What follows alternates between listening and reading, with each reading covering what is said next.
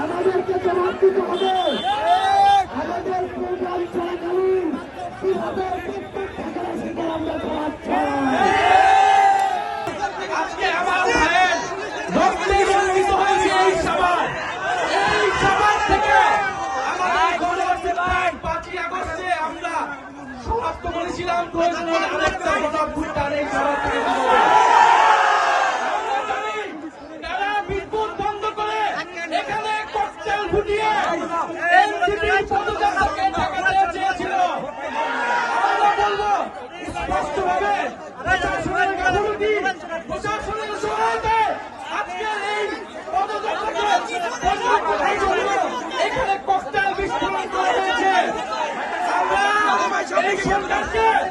এই স্বরাষ্ট্রমন্ত্রীকে হুঁশিয়ার বলতে চাই, প্রধানমন্ত্রী বলতে চাই, রক্ত নিয়ে খেলা হবে। আমার ভাইয়ের রক্তে রঞ্জিত হয়েছে সবাই। তারেক রহমানকে জবাব দিতে হবে কেন সে নিরাপত্তা নিশ্চিত করতে পারে নাই। জবাব দিতে হবে নিশ্চিত করতে পারে নাই। আপনারা ককটেল ফুটান, গুলি চালান।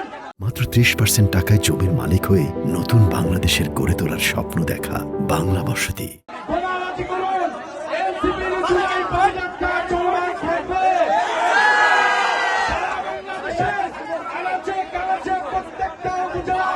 আমরা জুলাই পদযাত্রা নিয়ে যাব, জনমতের গণনায় বাস্তবায়ন করব, গণহত্যাকারীদের বিচার নিশ্চিত করব এবং সীমান্তের সুরক্ষা সহ তরুণদের কর্মসংস্থান সকল দাবি আদায় আমরা নিশ্চিত করব।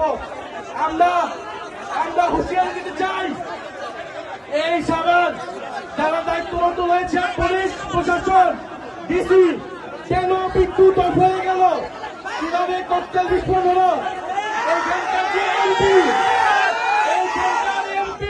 সে কি করে, সে কি নিরাপত্তা নিশ্চিত করেছে এলাকাবাসী,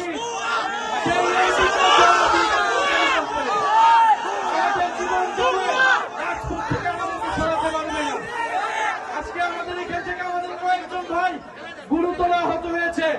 আমরা এর বিচার চাই। যদি দ্রুত সময়ের মধ্যে এই তদন্তের বিচার নিশ্চিত না করা হয়, তাহলে এখানকার স্থানীয় প্রশাসন এবং এমপি তাকে জবাবদিহিতার আওতায় আমরা এনসিপির পদযাত্রা চলমান থাকবে। যত ভয় ভীতি বোমাবাজি ককটেল সবকিছুকে উপেক্ষা করে আমাদের পদযাত্রা চলমান থাকবে এবং স্পষ্ট আজকের এই ককটেল বিস্ফোরণ, বোমা বিস্ফোরণ প্রশাসনের সহায়তায় হয়েছে। কেন বিদ্যুৎ বন্ধ করে দেওয়া হয়েছিল, বিদ্যুৎ বন্ধ করে দিয়েছিল, স্পষ্টভাবে আমাদেরকে খুন করার পরিকল্পনায় এখানে বোমা বিস্ফোরণ করা হয়েছে। আমরা বিচার চাই, কোন সন্ত্রাসীর ঠিকানা এই সাভারে হবে না। যারা গণহত্যাকারীদেরকে প্রশ্রয় দিবে, যারা সন্ত্রাস চাঁদাবাজি খুনিদেরকে প্রশ্রয় দিবে, যারা দুর্নীতিবাজকে প্রশ্রয় দিবে, তাদের পরিণতি ফ্যাসিস্ট আওয়ামী লীগের মতো হবে।